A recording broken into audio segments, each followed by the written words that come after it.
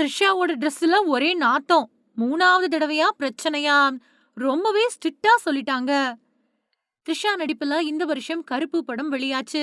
படம் mega black Bastar hit ஆகி மொத்தமா 300 கோடி ரூபாய் வரைக்கும் வசூல் பண்ணுச்சு. அடுத்ததா விஸ்வம்பரா படம் அக்டோபர் 16ஆம் தேதி ரிலீஸ் ஆகுது. இத தவிர்த்து இன்னும் ஒரு சில படங்கள்ல அவங்க கமிட் ஆயிருக்காங்க. இந்த நிலையில த்ரிஷா ஒரு ஆடை நிறுவனத்த லெஃப்ட் அண்ட் ரைட் வாங்கி போஸ்ட் போட்டிருக்காங்க. தென்னிந்திய சினிமாவுல டாப் நடிகைகள்ல ஒருத்தங்க த்ரிஷா.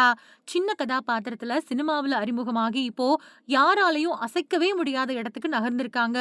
வயசு 40க்கு மேல ஆனாலும் இன்னமும் அதே எனர்ஜியோட நடிக்கிறதும், அழகோட இருக்கிறதும் எல்லாருக்கும் ஆச்சரியத்த தான் குடுத்திருக்கு.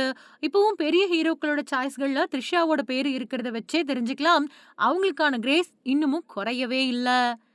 போன 5 வருஷத்துல த்ரிஷா மொத்தமா 3 படங்கள்ல நடிச்சாங்க. 3மே பெரிய படங்கள் தான். அதுல அஜித்தோட குட் பேட் அக்லி மட்டும் தான் ஓரளவுக்கு சொல்லிக் கொள்ளும்படியா ஹிட் அடிச்சது. விடாமுயற்சியும் தக் லைஃபும் இருக்கிற இடமே தெரியாம காணாம போயிடுச்சு. இருந்தாலும் த்ரிஷாவோட நடிப்புக்கும் அழகுக்கும் அந்த படங்கள்ல ரசிகர்கள் கிட்ட அமோக ரெஸ்பான்ஸ் இருந்துச்சு.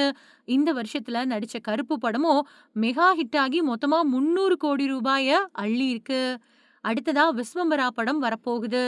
இப்படி அவங்களோட கெரியர் படு பிஸியா போய்கிட்டு இருக்கு. ஆனா, அவங்களோட பேரோ தொடர்ந்து சர்ச்சையில சிக்கிக்கிட்டு இருக்கு. முக்கியமா விஜய் சங்கீதா விவாகரத்து விஷயத்துல த்ரிஷாவ பெரும்பாலானவங்க திட்டி தீர்த்துட்டு இருக்காங்க. சமீபத்துல விஜயோட பிறந்த நாள் அப்பவும் அவங்க த்ரிஷா கூட இருந்தாங்க.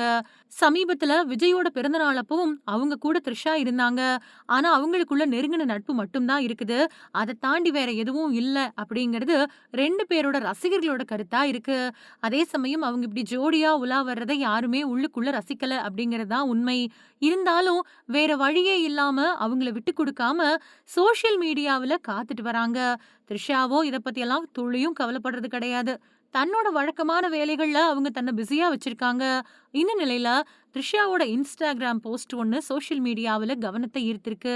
அதாவது ஜாரா ஆடை நிறுவனத்தை டேக் பண்ணி போட்டிருக்கக்கூடிய பதிவுல வீட்டுக்கு டெலிவரி செய்யப்படக்கூடிய ஆடைகள்ல உடல் நாற்றம் வீசுது. இந்த வாடை லேசா கூட இல்ல.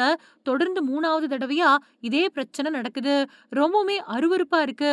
குறைஞ்சபட்சம் பேக் பண்றதுக்கு முன்னாடி ஆடைகள சரிபார்த்தாவது அனுப்புங்க அப்படின்னு குறிப்பிட்டிருக்காங்க.